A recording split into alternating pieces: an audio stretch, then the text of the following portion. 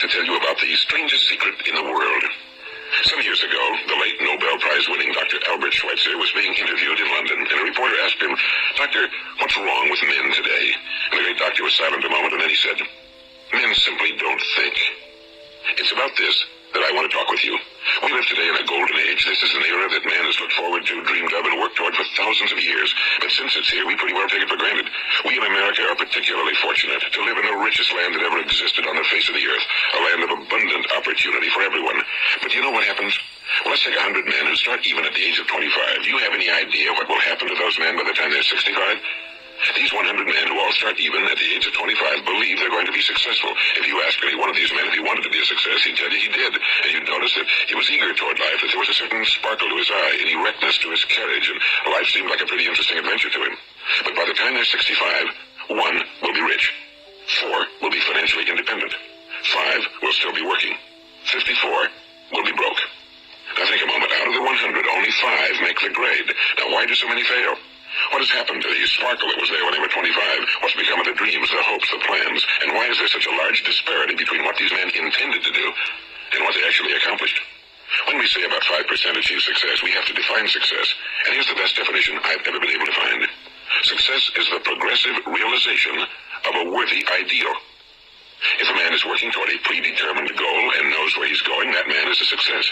If he's not doing that, he's a failure. Success is the progressive realization of a worthy ideal. Rollo May, the distinguished psychiatrist, wrote a wonderful book called Man's Search for Himself. And in this book he says, the opposite of courage in our society is not cowardice. It is conformity. And there you have the trouble today. It's conformity. People acting like everyone else without knowing why, without knowing where they're going. Now think of it. In America right now, there are over 18 million people 65 years of age and older. And most of them are broke. They're dependent on someone else for life's necessities. Now, we learn to read by the time we're 7. We learn to make a living by the time we're 25. Usually by that time, we're not only making a living, we're supporting a family. And yet by the time we're 65, we haven't learned how to become financially independent in the richest land that has ever been known. Why? We conform. And the trouble is that we're acting like the wrong percentage group, the 95 who don't succeed. Now, why do these people conform? Well, they really don't know. These people believe that their lives are shaped by circumstances, by things that happen to them, by exterior forces. They're outer-directed people. A survey was made one time that covered a lot of men, working men, and these men were asked, "Why do you work? Why do you get up in the morning?" 19 out of 20 had no idea. If you ask them, they'll say, well, everyone goes to work in the morning, and that's the reason they do it, because everyone else is doing it. Now, let's get back to our definition of success. Who succeeds? The only person who succeeds is the person who is progressively realizing a worthy ideal. He's the person who says, I'm going to become this, and then begins to work toward that goal. I'll tell you who the successful people are. A success is the school teacher who's teaching school because that's what he or she wants to do. The success is the woman who's a wife and mother because she wanted to become a wife and mother and is doing a good job of it. The success is the man who runs the corner gas station because that was his dream. That's what he wanted to do. The success is the successful salesman who wants to become a top-notch salesman and grow and build with his organization. A success is anyone who is doing deliberately a predetermined job because that's what he decided to do deliberately. But only 1 out of 20 does that. That's why today there isn't really any competition unless we make it for ourselves. Instead of competing, all we have to do is create. You know, for 20 years I looked for the key which would determine what would happen to a human being. Was there a key I wanted to know which would make the future a promise that we could foretell to a large extent? Was there a key that would guarantee a person's becoming successful if he only knew about it and knew how to use it? Well, there is such a key, and I found it. Have you ever wondered why so many men work so hard and honestly without ever achieving anything in particular, and others don't seem to work hard and yet seem to get everything? They seem to have a magic touch. You've heard them say that about someone. Everything he touches turns to gold. And have you ever noticed that a man who becomes successful tends to continue to become successful? And on the other hand, have you noticed how a man who's a failure tends to continue to fail? Well, it's because of goals. Some of us have goals, some don't. People with goals succeed because they know where they're going. It's that simple. Think of a ship leaving a harbor, and think of it with a complete voyage mapped out and planned. The captain and crew know exactly where it's going and how long it'll take. It has a definite goal. And 9,999 times out of 10,000, it will get to where it started out to get. Now let's take another ship, just like the first, only let's not put a crew on it or a captain at the helm. Let's give it no aiming point, no goal, no destination. We just start the engines and let it go. I think you'll agree with me that if it gets out of the harbor at all, it'll either sink or wind up on some deserted beach, a derelict. It can't go any place because it has no destination and no guidance, and it's the same with a human being. Take the salesman, for example. There's no other person in the world today with the future of a good salesman. Selling is the world's highest paid profession, if we're good at it, and if we know where we're going.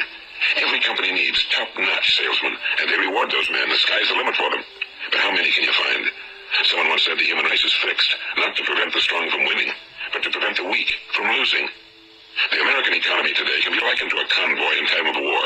The entire economy is slowed down to protect its weakest link, just as the convoy had to go at the speed that would permit its slowest vessel to remain in formation.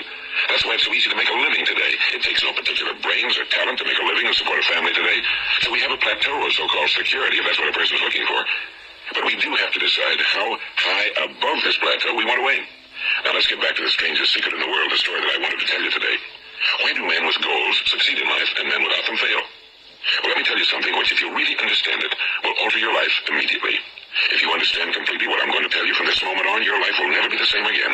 You'll suddenly find that good luck just seems to be attracted to you. The things you want just seem to fall in line, and from now on you won't have the problems, the worries, the gnawing lump of anxiety that perhaps you've experienced before. Doubt, fear, well, they'll be things of the past. Here's the key to success, and the key to failure. We become what we think about. Now let me say that again. We become what we think about. Throughout all history, the great wise men and teachers, philosophers, and prophets have disagreed with one another on many different things. It's only on this one point that they are in complete and unanimous agreement. Listen to what Marcus Aurelius, the great Roman emperor, said. A man's life is what his thoughts make of it. Disraeli said this: everything comes if a man will only wait. I brought myself by long meditation to the conviction that a human being with a settled purpose must accomplish it, and that nothing can resist a will that will stake even existence for its fulfillment. Ralph Waldo Emerson said this: a man is what he thinks about all day long. William James said, the greatest discovery of my generation is that human beings can alter their lives by altering their attitudes of mind. And he also said, we need only in cold blood act as if the thing in question were real, and it will become infallibly real by growing into such a connection with our life that it will become real. It will become so knit with habit and emotion that our interest in it will be those which characterize belief. And he also said, if you only care enough for a result, you will almost certainly attain it. If you wish to be rich, you will be rich. If you wish to be learned, you will be learned. If you wish to be good, you will be good. Only you must then really wish these things and wish them exclusively, and not wish at the same time 100 other incompatible things just as strongly. In the Bible, you read in Mark 9:23, if thou canst believe, all things are possible to him that believeth. My old friend Dr. Norman Vincent Peale put it this way: this is one of the greatest laws in the universe. Fervently do I wish I had discovered it as a very young man. It dawned upon me much later in life, and I found it to be one of the greatest, if not my greatest discovery outside of my relationship to God. The great law, briefly and simply stated, is that if you think in negative terms, you will get negative results. If you think in positive terms, you will achieve positive results. That is the simple fact, he went on to say, which is at the basis of an astonishing law of prosperity and success. In 3 words, believe and succeed. William Shakespeare put it this way: our doubts are traitors and make us lose the good we often might win by fearing to attempt. George Bernard Shaw said, people are always blaming their circumstances for what they are. I don't believe in circumstances. The people who get on in this world are the people who get up and look for the circumstances they want, and if they can't find them, make them. Well, it's pretty apparent, isn't it? And every person who discovered this for a while believed that he was the first one to work it out. We become what we think about. Now, it stands to reason that a person who's thinking about a concrete and worthwhile goal is going to reach it, because that's what he's thinking about, and we become what we think about. Conversely, the man who has no goal, who doesn't know where he's going, and whose thoughts must therefore be thoughts of confusion and anxiety and fear and worry, becomes what he thinks about. His life becomes one of frustration and fear and anxiety and worry. And if he thinks about nothing, he becomes nothing. Now, how does it work? Why do we become what we think about? Well, I'll tell you how it works as far as we know. Now, to do this, I want to tell you about a situation that parallels the human mind. Suppose a farmer has some land, and it's good fertile land. Now, the land gives the farmer a choice. He may plant in that land whatever he chooses. The land doesn't care. It's up to the farmer to make the decision. Now, remember, we're comparing the human mind with the land because the mind, like the land, doesn't care what you plant in it. It will return what you plant, but it doesn't care what you plant. Now, let's say that the farmer has 2 seeds in his hand. One is a seed of corn. The other is nightshade, a deadly poison. He digs 2 little holes in the earth, and he plants both seeds, one corn, the other nightshade. He covers up the holes, waters, and takes care of the land, and what will happen? Invariably, the land will return what's planted. As it's written in the Bible, as ye sow, so shall ye reap. Now remember, the land doesn't care. It'll return poison in just as wonderful abundance as it will corn. So up come the 2 plants. One corn, one poison. Now, the human mind is far more fertile, far more incredible and mysterious than the land, but it works the same way. It doesn't care what we plant. Success, failure. A concrete, worthwhile goal, or confusion. Misunderstanding, fear, anxiety, and so on. But what we plant, it must return to us. You see, the human mind is the last great unexplored continent on Earth. It contains riches beyond our wildest dreams. It will return anything we want to plant.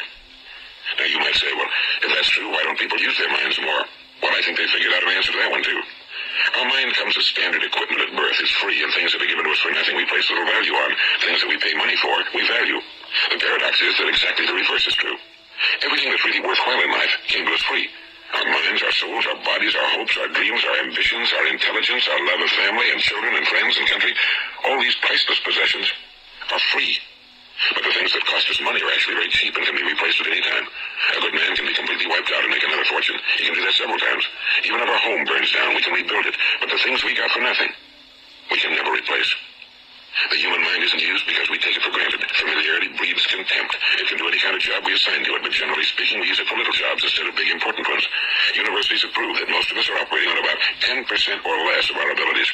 So decide now, what is it you want? Plant your goal in your mind. It's the most important decision you'll ever make in your entire life. What is it you want? Do you want to be an outstanding salesman? A better worker at your particular job? Do you want to go places in your company? In your community? Do you want to get rich? All you've got to do is plant that seed in your mind, care for it, work steadily toward your goal, and it will become a reality. It not only will, there's no way that it cannot. You see, that's a law, like the laws of Sir Isaac Newton, the laws of gravity. If you get on top of a building and jump off, you'll always go down. You'll never go up, and it's the same with all the other laws of nature. They always work. They're inflexible.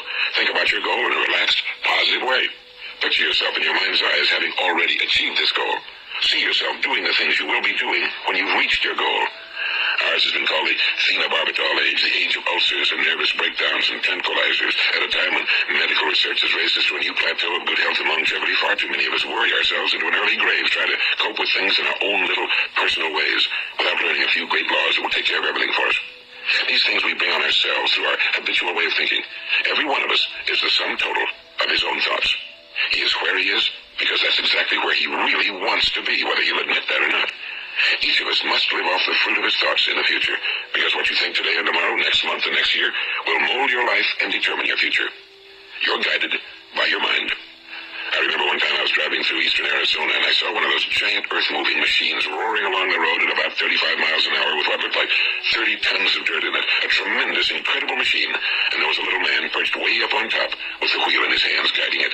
And as I drove along, I was struck by the similarity of that machine to the human mind. Just suppose you're sitting at the controls of such a vast source of energy. Are you going to sit back and fold your arms and let it run itself into a ditch? Or are you going to keep both hands firmly on the wheel and control and direct this power to a specific, worthwhile purpose?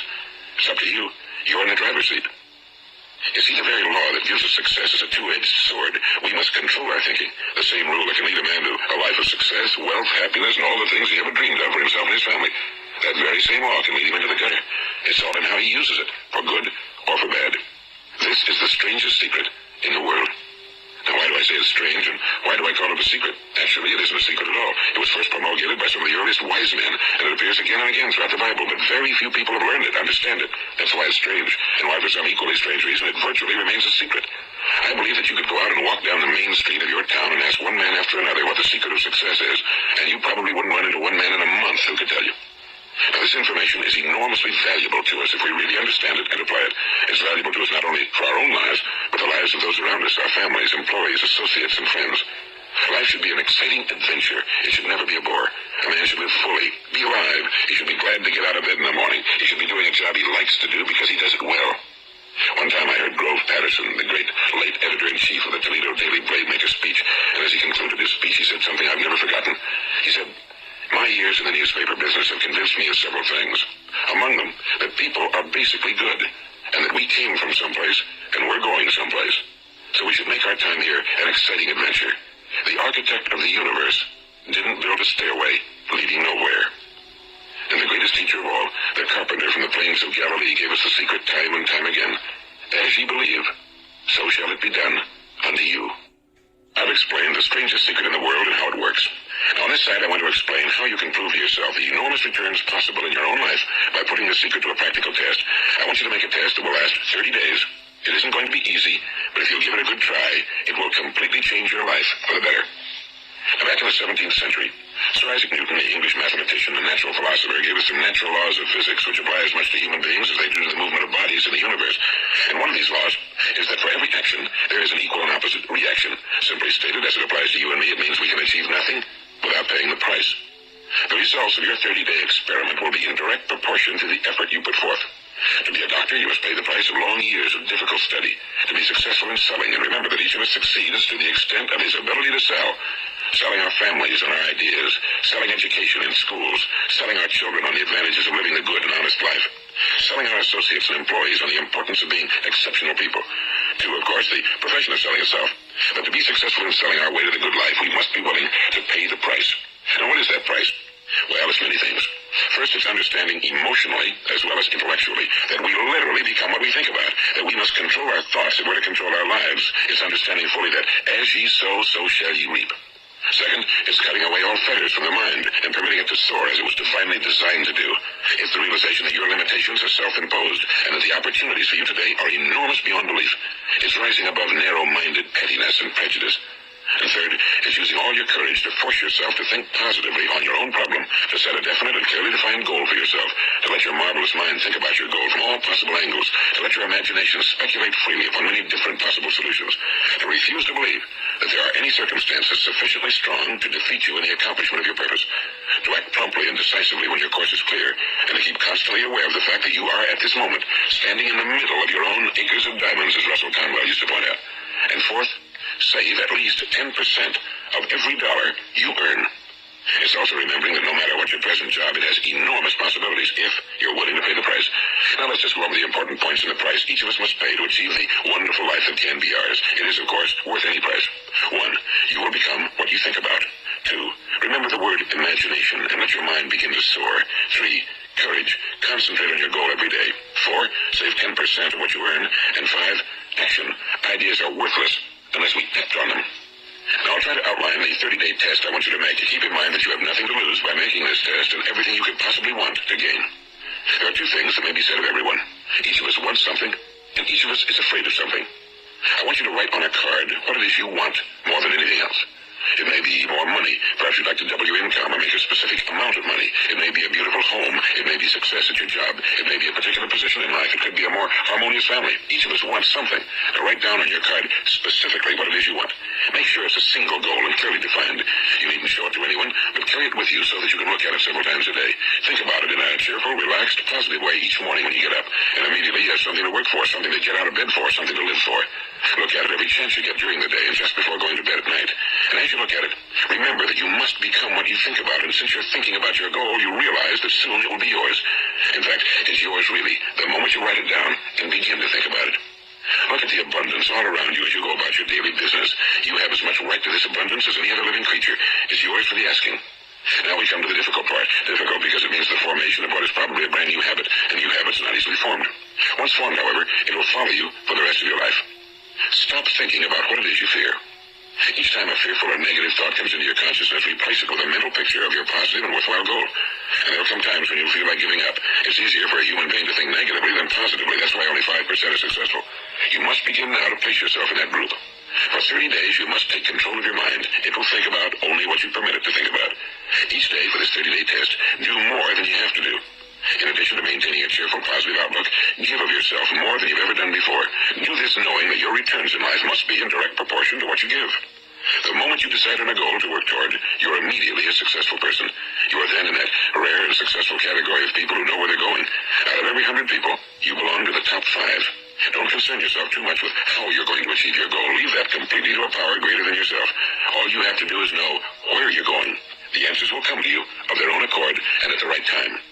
Remember these words from the Sermon on the Mount, and remember them well.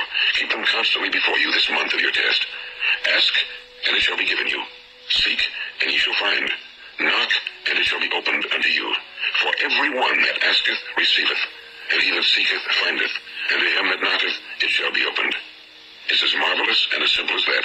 In fact, it's so simple that in our seemingly complicated world, it's difficult for an adult to understand that all he needs is a purpose and faith. For 30 days, do your very best. If you're a salesman, go at it as you've never done before, not in a hectic fashion, but with the calm, cheerful assurance that time well spent will give you the abundance in return you deserve and want. If you're a homemaker, devote your 30-day test to completely giving of yourself without thinking about receiving anything in return, and you'll be amazed at the difference it makes in your life. No matter what your job, do it as you've never done it before for 30 days.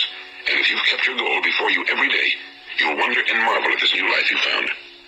Dorothea Brand, the outstanding editor and writer, discovered it for herself and tells about it in her fine book, Wake Up and Live. Her entire philosophy is reduced to the words, act as though it were impossible to fail.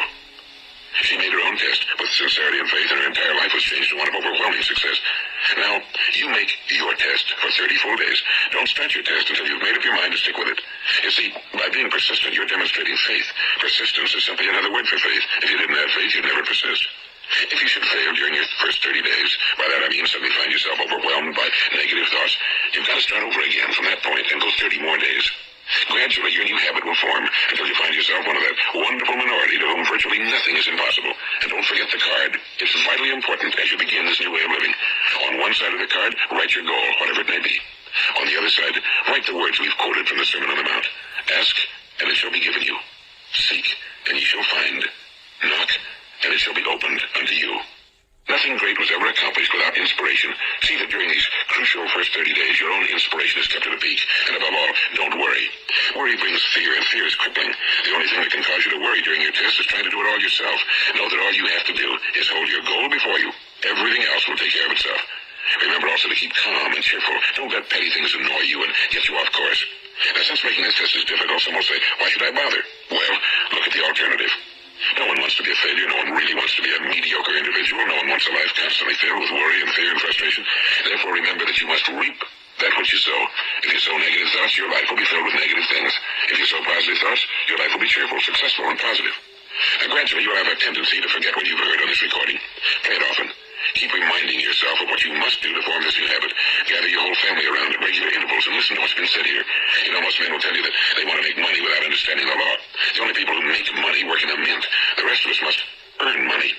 This is what causes those who keep looking for something for nothing or a free ride to fail in life. The only way to earn money is by providing people with services or products which are needed and useful. We exchange our time and our product or service for the other man's money. Therefore, the law is that our financial return will be in direct proportion to our service. Now, success is not the result of making money. Making money is the result of success, and success is in direct proportion to our service. Most people have this law backwards. They believe that you're successful if you earn a lot of money. The truth is that you can only earn money after you're successful. It's like the story of the man who sat in front of the stove and said to it, give me heat, and then I'll add the wood. How many men and women do you know, or do you suppose there are today, who take the same attitude toward life? There are millions. We've got to put the fuel in before we can expect heat. Likewise, we've got to be of service first before we can expect money.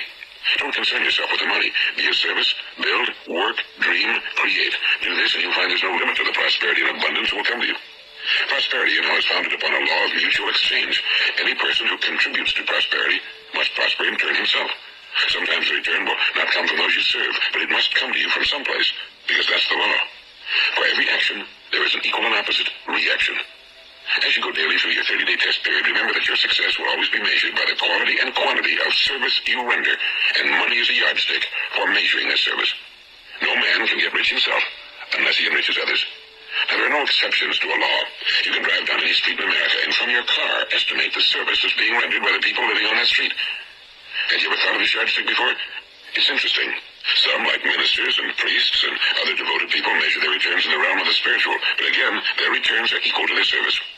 Once this law is fully understood, any thinking person can tell his own fortune. If he wants more, he must be of more service to those from whom he receives his return. If he wants less, he has only to reduce his service. This is the price you must pay for what you want. If you believe you can enrich yourself by deluding others, you can end only by deluding yourself. It may take some time, but just as surely as you breathe, you'll get back what you put out. Don't ever make the mistake of thinking you can avert this. It's impossible. The prisons and the streets where the lonely walk are filled with people who tried to make new laws just for themselves. We may avoid the laws of man for a while, but there are greater laws that cannot be broken. An outstanding medical doctor recently pointed out 6 steps that will help you realize success. 1. Set yourself a definite goal. 2. Quit running yourself down. 3. Stop thinking of all the reasons why you cannot be successful and instead think of all the reasons why you can. 4. Trace your attitudes back through your childhood and try to discover where you first got the idea you couldn't be successful, if that's the way you've been thinking. 5. Change the image you have of yourself by writing out a description of the person you would like to be. And 6, act the part of the successful person you have decided to become. The doctor who wrote those words is a noted West Coast psychiatrist, Dr. David Harold Fink. Do what the experts since the dawn of recorded history have told you must do. Pay the price by becoming the person you want to become. It's not nearly as difficult as living unsuccessfully. Make your 30-day test, then repeat it again. And each time it will become more a part of you until you'll wonder how you could ever have lived any other way. Live this new way and the floodgates of abundance will open and pour over you more riches than you may have dreamed existed. Money? Yes, lots of it. But what's more important, you'll have peace. You'll be in that wonderful minority who lead calm, cheerful, successful lives. Start today. You have nothing to lose, but you have a whole life to win. This is Nightingale, and thank you.